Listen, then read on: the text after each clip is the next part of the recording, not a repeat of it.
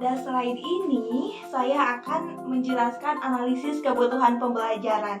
Pembelajaran ini dirancang untuk mata pelajaran Bahasa Indonesia kelas 4 semester genap dengan materi fakta dan opini.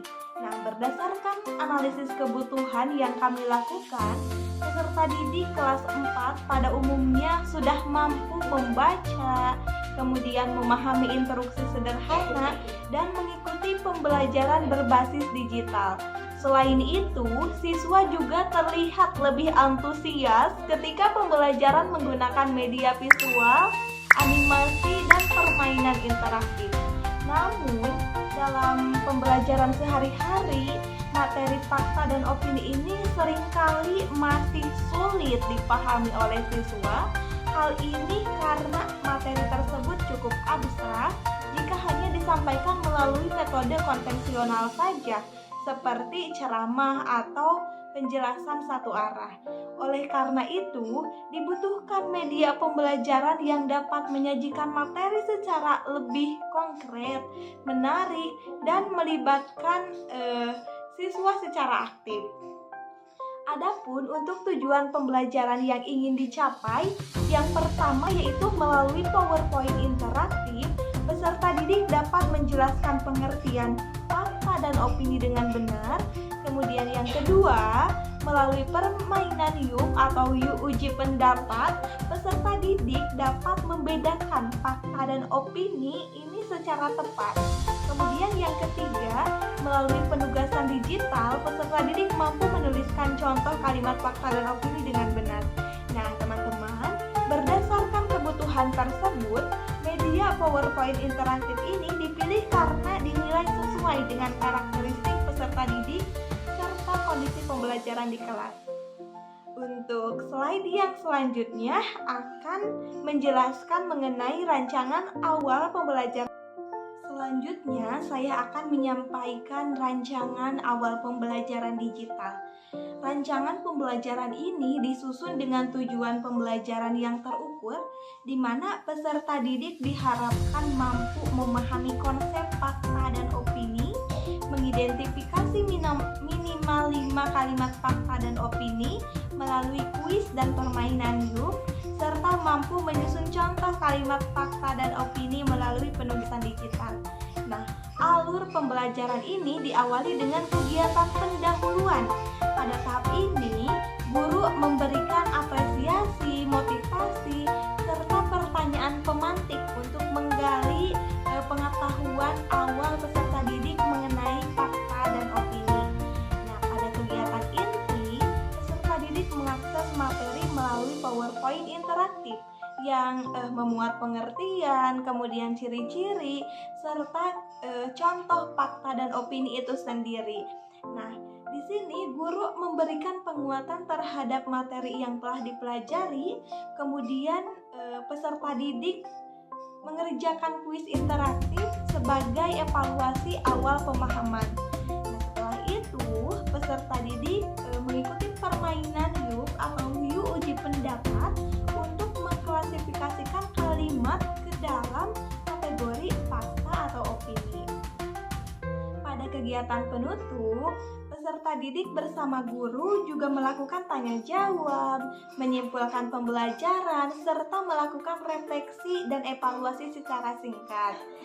Nah, strategi pembelajaran digital yang digunakan meliputi pemanfaatan animasi, kuis digital, permainan edukatif, serta refleksi yang bertujuan untuk meningkatkan keterlibatan dan pemahaman peserta didik selama pembelajaran berlangsung.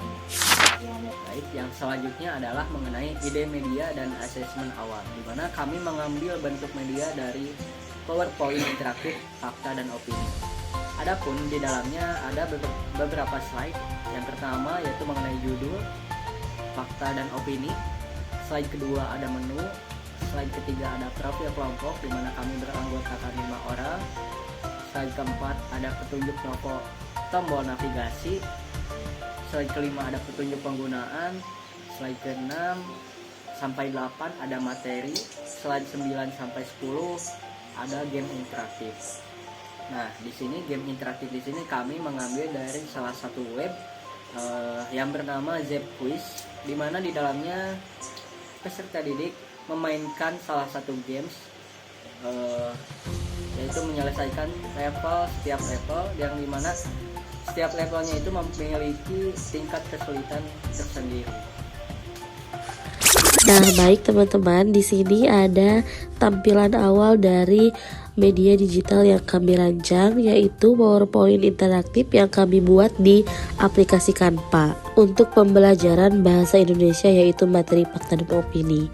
Nah, di sini juga terdapat tombol untuk memulai ke halaman berikutnya. Kita klik ya teman-teman. Nah, untuk halaman berikutnya yaitu ada tampilan beberapa menu. Di sini ada yang pertama yaitu menu profil. Nah, kita klik ya. Menu profil isinya apa? Nah, untuk menu profil di sini ada profil kelompok yang terlibat dalam perancangan media digital ini.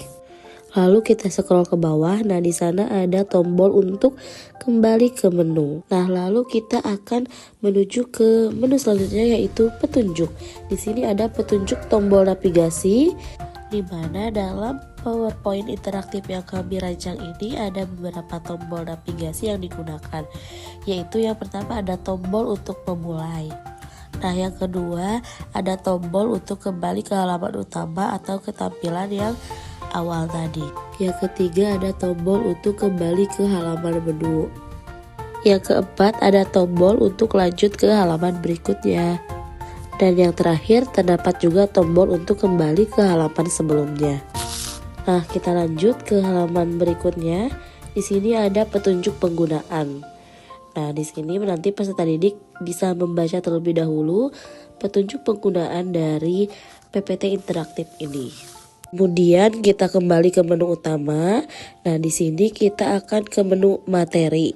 Nah, pada menu materi ini terdapat beberapa penjelasan mengenai materi fakta dan opini. Nah, kemudian lanjut ke halaman berikutnya. Lanjut lagi sampai ke halaman yang ada tombol untuk kembali ke menu utama. Setelah itu kita akan bermain games. Kita pilih menu games. Lanjut. Nah, di sini sebelum ke games yang kita maksud, di sini ada kuis dulu, yaitu tebak kalimat fakta atau opini. Di sini ada kalimat matahari adalah pusat tata surya. Nah, nanti peserta didik menjawab atau memilih jawaban di bawah ini, yaitu kalimat fakta atau kalimat opini. Nah, jawaban yang benar yaitu kalimat fakta. Nah, nanti kalau misalkan peserta didik menjawab benar, tampilannya akan seperti ini. Lalu lanjut ke kuis selanjutnya, yaitu kalimat menurutku nasi goreng adalah makanan paling enak. Nah, di sini kita mencoba ya untuk menjawab jawaban yang salah. Nah, kita pilih yang fakta. Nah, untuk tampilan salah akan seperti ini ya teman-teman. Dan kita lanjut ke games berikutnya. Nah, di sini ada link, yaitu untuk mengakses games yang kita rancang melalui web ZepQuiz atau Quiz.io. Setelah diakses oleh peserta didik, kita kembali ke menu utama. Nah, di sini ada menu terakhir yaitu menu referensi.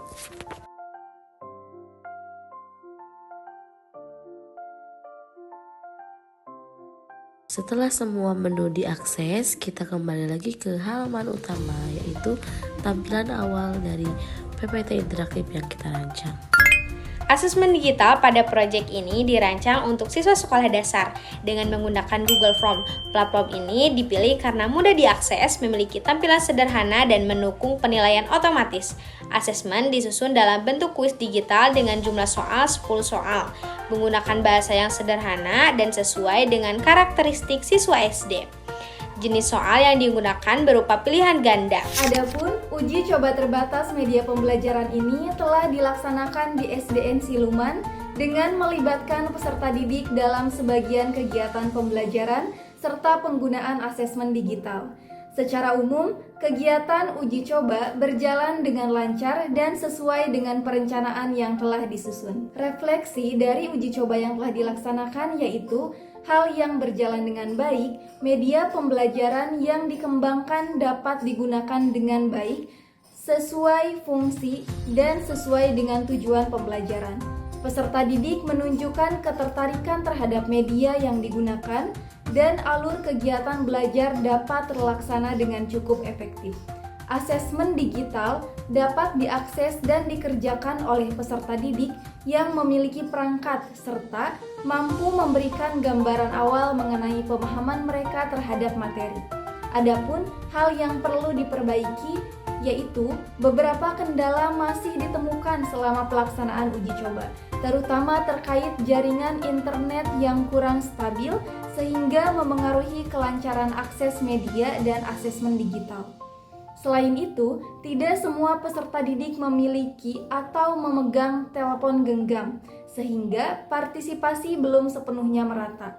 Hal ini menyebabkan sebagian besar peserta didik harus berbagi perangkat atau hanya mengikuti kegiatan secara terbatas. Sejalan dengan itu, rencana revisi berdasarkan hasil refleksi dan masukan yang diperoleh, perbaikan akan dilakukan dengan menyiapkan alternatif penggunaan media secara luring atau semi luring untuk mengantisipasi kendala jaringan.